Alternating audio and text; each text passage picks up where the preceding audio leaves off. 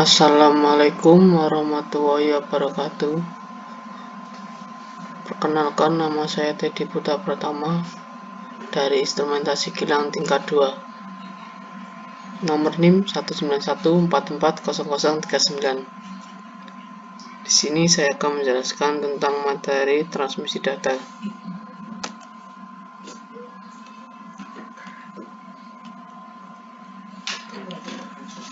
Pengertian transmisi data.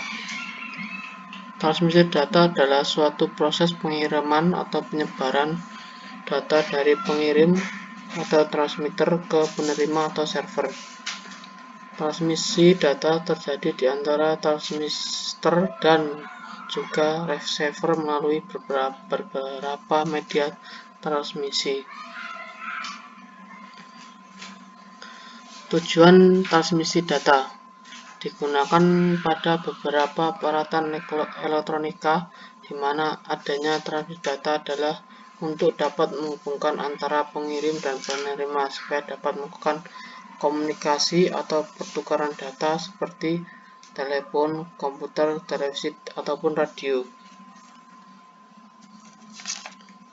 Media transmisi data dibagi menjadi dua, yaitu media transmisi Guiden, yaitu menyediakan jalur transmisi sinyal yang terbatas secara fisik menggunakan sistem kabel, dan yang kedua media unguid, media yang mentransmisikan gelombang elektromagnetik tanpa menggunakan komputer fisik seperti kabel atau serat optik. Contoh dari transmisi guide adalah Twisted Pair Chip dan fiber optik. Di sini Twisted Pair Chip adalah merupakan dua pasang kawat yang terpilin dan terdiri dari dua konduktor yang digabungkan untuk mengurangi atau meniadakan interferensi elektromagnetik.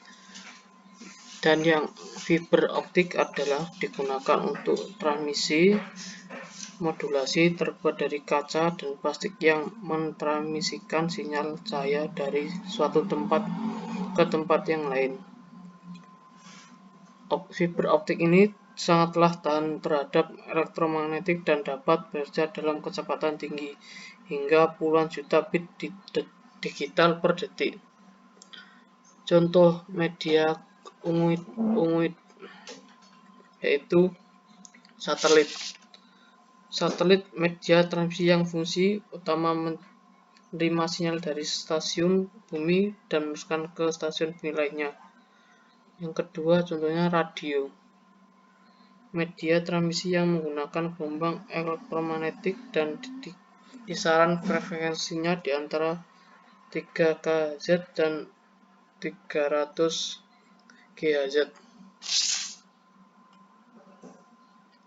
Konfigurasi jalur transmisi data yaitu pertama point to point.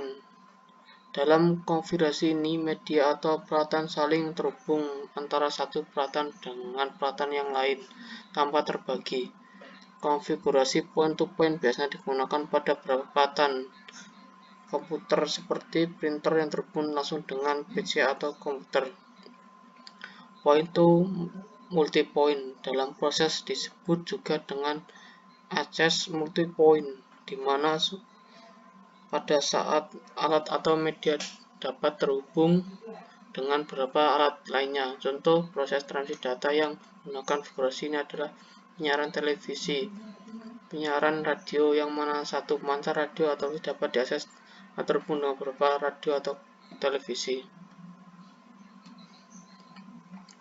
Nah, arah transmisi data. Yang pertama itu transmisi satu arah simplex. Dilihat pada gambar ini, sistem ini terjadi satu arah dari pengirim X ke pengirim Y. Penerima Y tidak dapat mengirim ke X. Contoh yang dapat diambil dalam arah transmisi adalah pemancar radio atau penerima radio.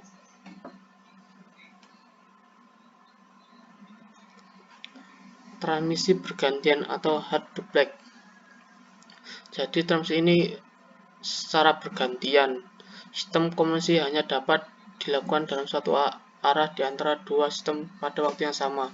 Pada saat X menerima data, Y hanya dapat menerima saja. Demikian sebaliknya, saat Y menerima data, X hanya dapat menerima saja.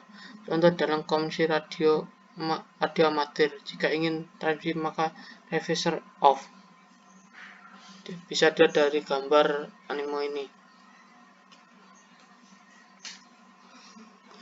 Yang ketiga, transmisi dua arah full duplex.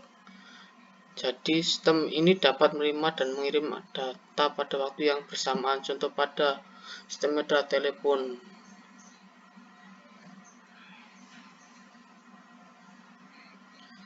Transmisi data analog dan digital.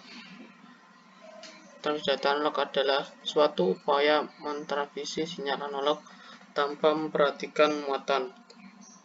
Sinyal-sinyal dapat mewakili data analog atau data digital. Untuk jarak yang jauh dipakai amplifier yang akan menambah kekuatan sinyal sehingga menghasilkan distorsi yang terbatas. Transmisi digital terhubung dengan muatan dari sinyal. Untuk mencapai jarak yang jauh dipakai repeater yang menghasilkan sinyal sebagai 1 atau 0 sehingga tidak terjadi distorsi. Nah, ini contoh transmisi data analog. Audio merupakan contoh sinyal analog. Pada gambar ini menjelaskan spektrum akustik suara manusia dan musik. Suara manusia ditransmisikan dengan frekuensi sekitar 1000 Hz sampai 7 kHz. Suara manusia ini memiliki tingkat densitasi suara sekitar 25 dB. Dilihat pada gambar ini.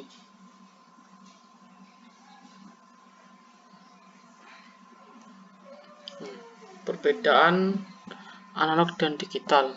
Analog dirancang untuk suara tidak efisien untuk dana banyak, terdapat noise dan rentan kesalahan atau error. Kecepatan relatif rendah, overhead tinggi. Setiap sinyal analog dapat difungsikan untuk digital. Digital dirancang untuk data dan suara. Informasi drift level, kecepatan tinggi, overhead rendah. Setiap sinyal digital bisa dikonversikan ke analog.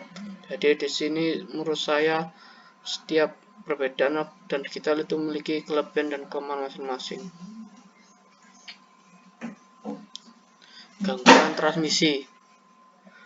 1. Noise, sinyal tambahan yang ada yang antara transistor dan penerima. Panas diakibatkan agregasi elektron, distribusi keseluruhan, adanya gangguan. Intermodulasi itu adalah sinyal yang terdiri dari banyak frekuensi yang berbeda-beda pada sebuah media. Yang kedua, atonize.